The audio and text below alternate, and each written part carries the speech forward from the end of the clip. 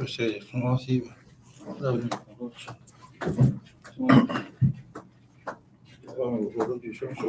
ti ń ṣò mí díẹ̀díẹ̀. Ok, ó ti ń ṣò mí sí. Ẹgbẹ́ kò ṣò sí ti. Ó ti ṣò sí ẹnu ẹgbẹ́ wá báyìí bẹ́ẹ̀ báyìí. Ẹgbẹ́ wá díẹ̀ sí. Ẹyọ ọkẹ́ mi.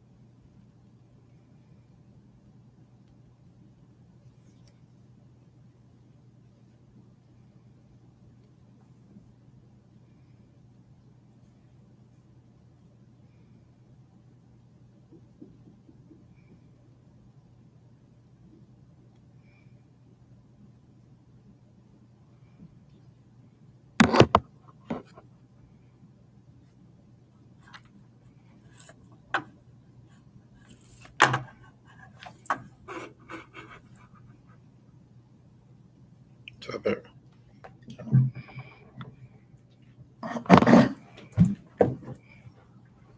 Assim, velho.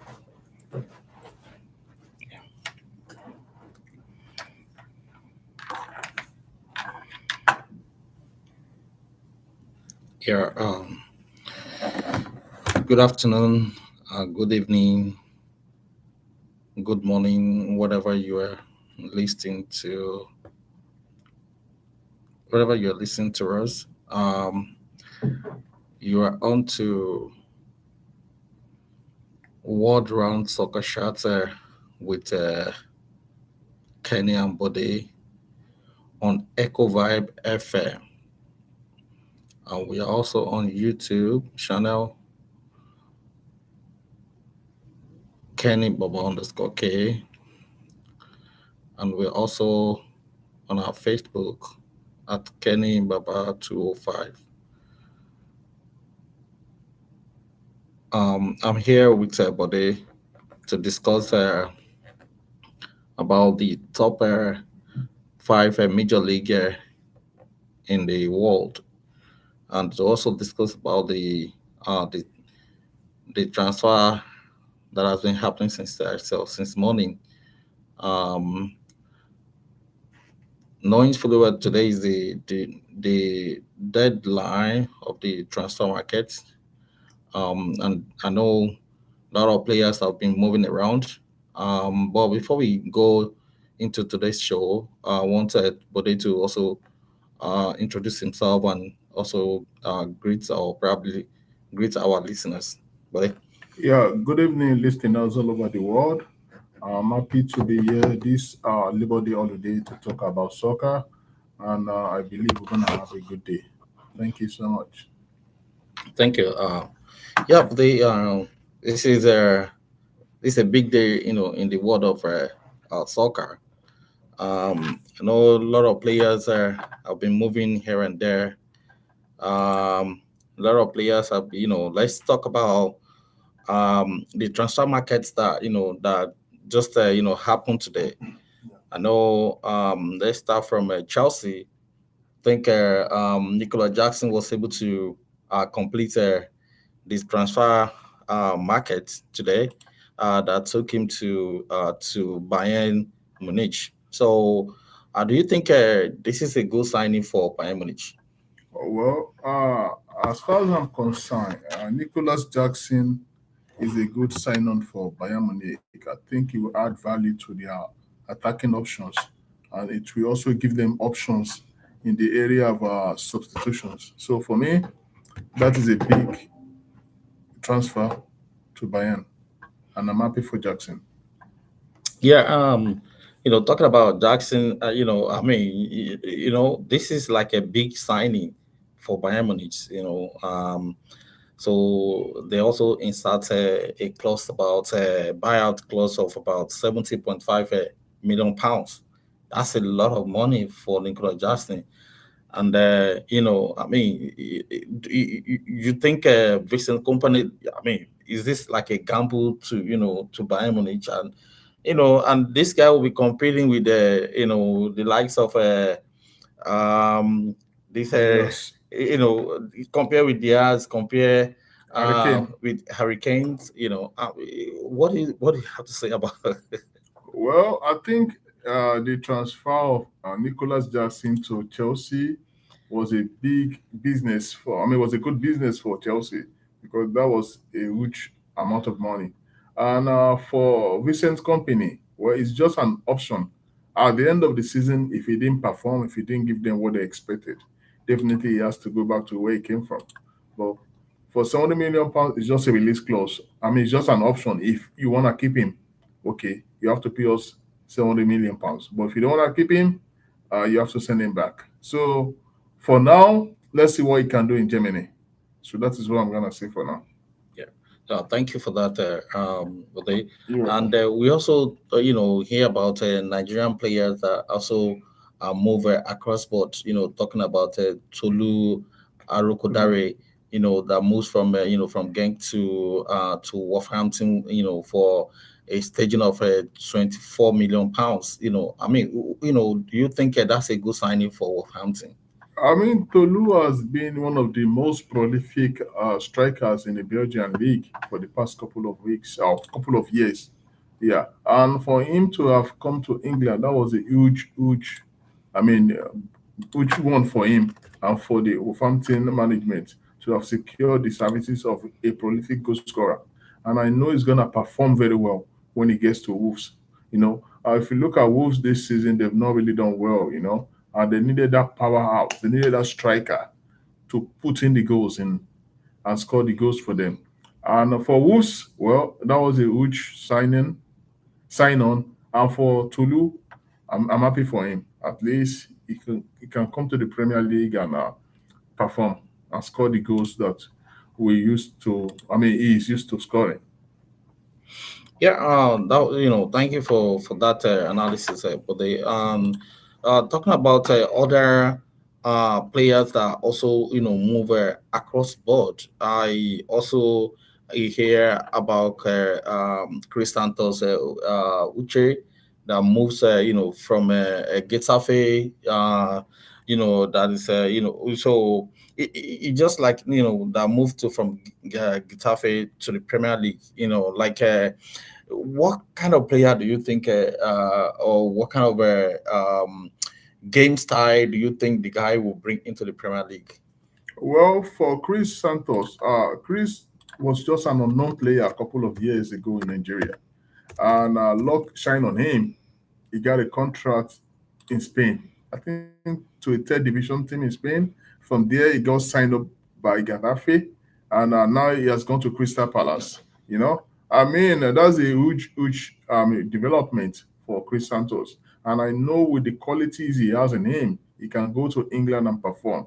I mean, for a team like Crystal Palace who have invested such amount of money on it, that means they know his qualities. And I want to see how many goals he can score with Crystal Palace this coming season. So that was a huge transfer for Chris Santos, and I wish him the best of luck in the Premier League. Yeah, take away from like talking about Nigerian player that also move. Yeah, Chukwueze, Samuel Chukwueze also moved from AC Milan to to Fulham on loan. So I mean, what do do you think this guy what like the player like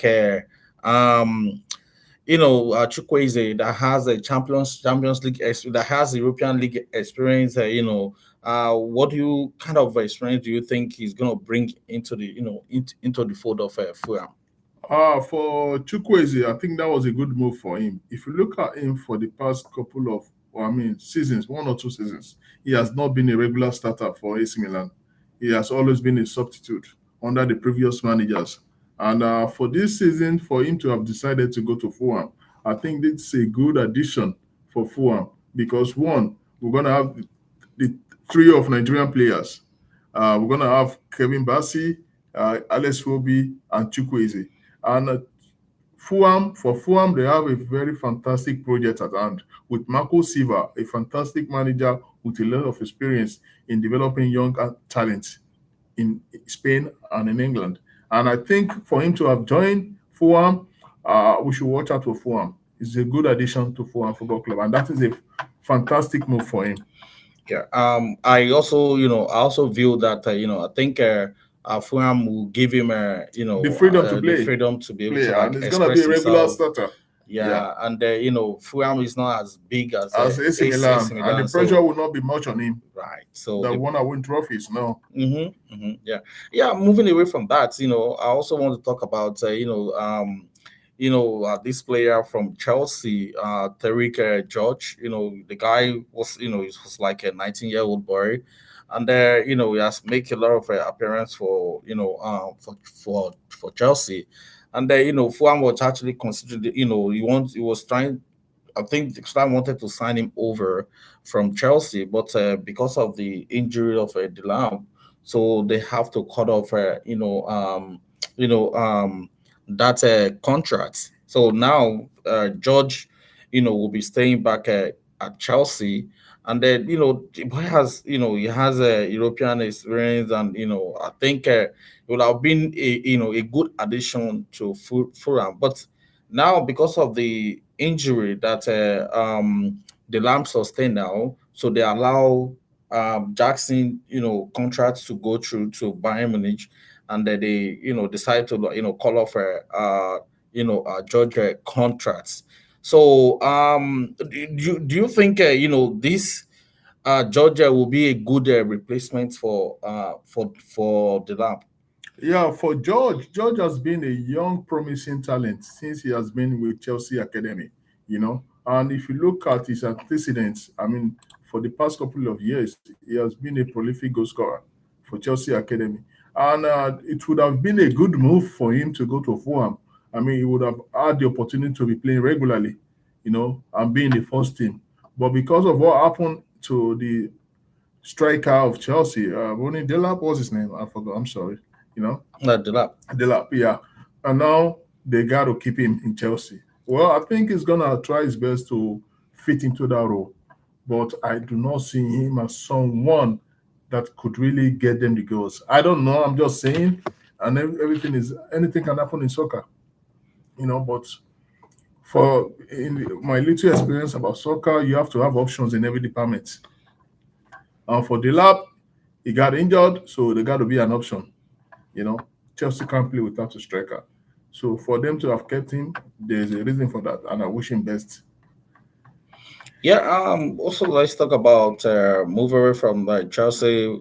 Let's talk about Aston Villa. Aston Villa was trying to, had some, they were able to. I think they were trying to talk to Sancho from Manchester United, but it's still like a contract. That is not that is not know whether the contract actually goes through, but like if Sancho signed for Aston Villa, do you think that would be like an added with his pedigree and what he will bring to the Aston Villa team? Yes, I think so. Sancho is an experienced player. If you look at his antecedent from Bayern, I mean from Borussia Dortmund and to other teams he has played for, he has also always added value to those teams. So if Villa could bring him in, Villa they have a young team and they have a fantastic manager who has been able to perform miracles with Aston Villa. And if he could come into that team, it's gonna be an added advantage for Villa team, and it's gonna give them options in the offense you know.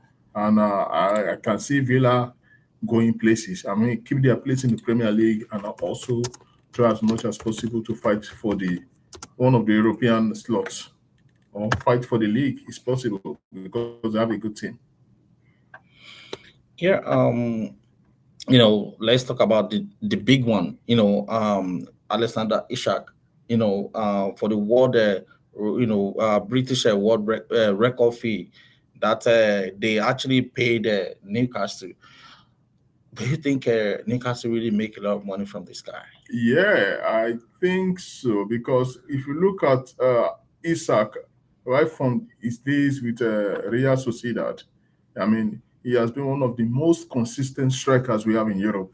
And when he came to Newcastle United, he kept scoring those goals.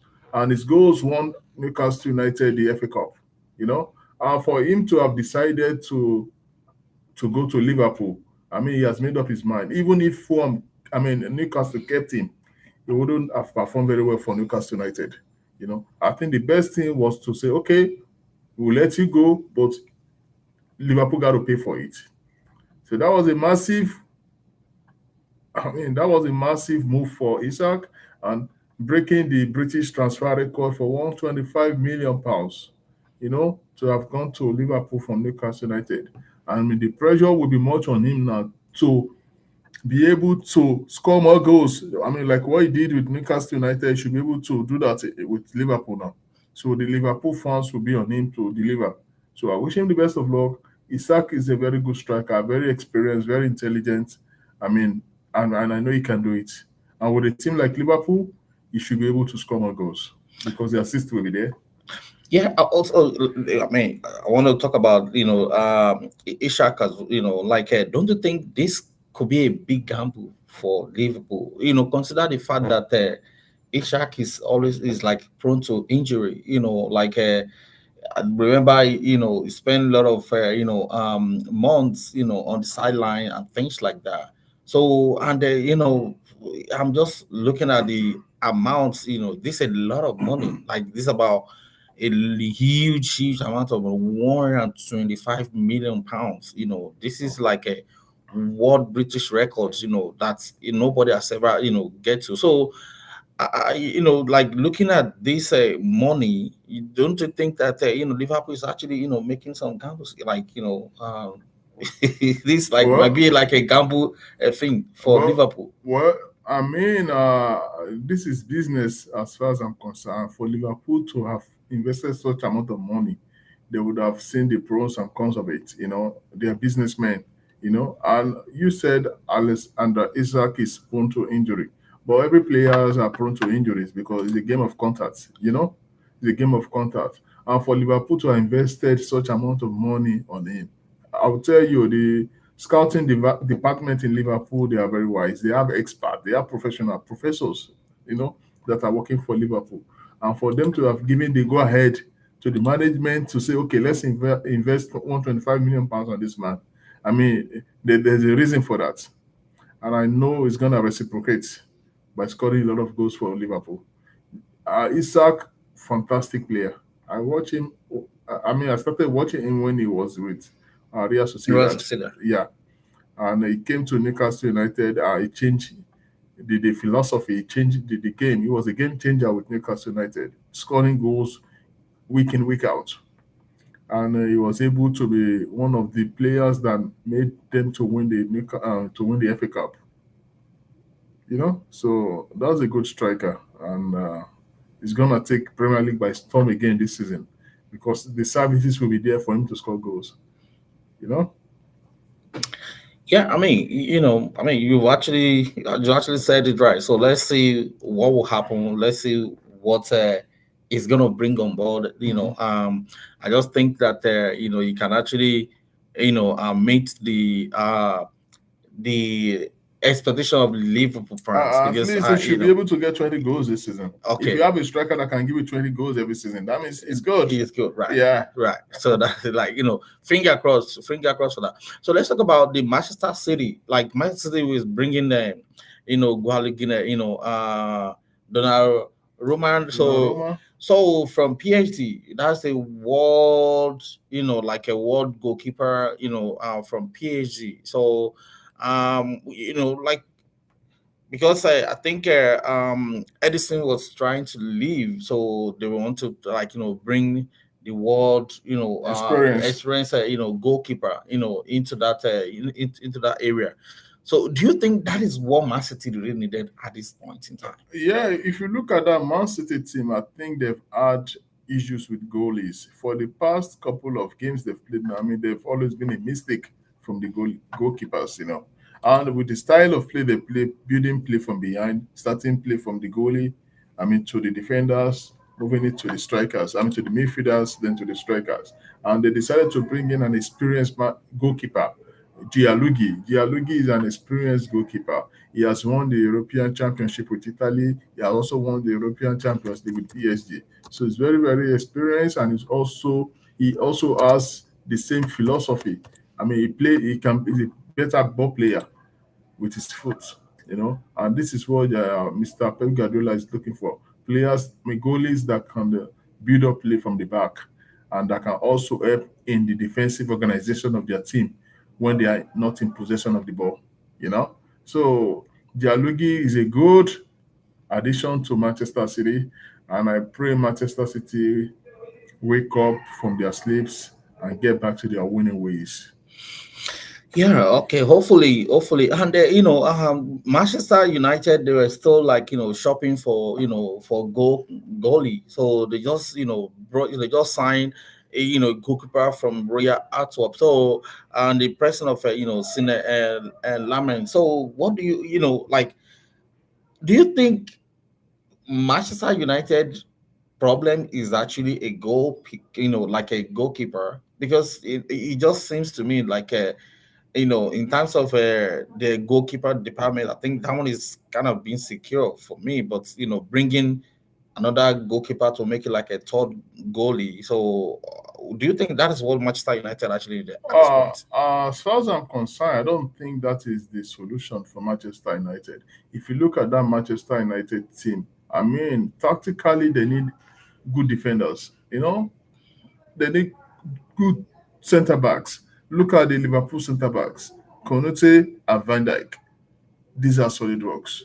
They need good midfield players that can give the strikers the balls to score goals. So I don't think a goalie is what they needed now. But like I said before, they have a scouting department and they meet regularly and they say, okay, and they discuss on what the club will need, the sign on they need to bring in. But for me, I don't think so because if you look at that Manchester United team, that team is too feeble. I mean, they can't win a lot of games. And the last game they won with by the skin of their teeth. It was a struggle. So uh, they need the midfield players to come in. Look at the Manchester United of the 90s when they had Stam and the Berg in the defense line, Rio Ferdinand, Vidic. They need strong defenders. Then they need a holding ball player in that defensive midfield that can dictate the play of the game. You know, the likes of Kante or whoever they want to bring in. And they also need an offensive midfielder who can give those penetrating diagonal passes to the strikers to score the goals. You know, so I think these are the two areas I think they need to bring in players: defense and midfield, not goalies. West Side. But yeah. Also, I like I know Aston Villa has been struggling a lot. And they've been trying to bring in some good. They brought in Jordan Sancho. They also tried to bring Harvey Elliott from Liverpool. So I mean, I think, what do you think of these two players? Harvey Elliott and Jordan Sancho, so to come and help, because for the last they will be like a solid like a bottom league right now. They've Mhm. lost their last three two Villa, games, so they've not been performing. Now they brought in a like a two good experienced players, so players, yeah. like experienced Premier League experienced player. So what do you think these two injection will actually bring into the Aston